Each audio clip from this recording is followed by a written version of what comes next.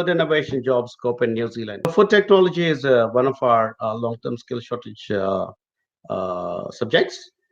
And just before I got onto this live session, I was speaking to somebody called Radhika on another platform, and she was sharing her background, and she had a fantastic background, and she had a very interesting mix of food technology as well as environmental science. And I was telling her, we will absolutely value you here in New Zealand, and we would love to have you here in New Zealand because food technology is got very good scope, and so does environmental science. And but food technology also because we have a massive dairy industry here in New Zealand. We have a big wine industry in New Zealand. We have a lot of exports of fish and beef and poultry and various other meats. So the food industry and fruits and vegetables, there's like so much of produce coming out of New Zealand. So the food industry is massive here, and a lot of it is export oriented, because of which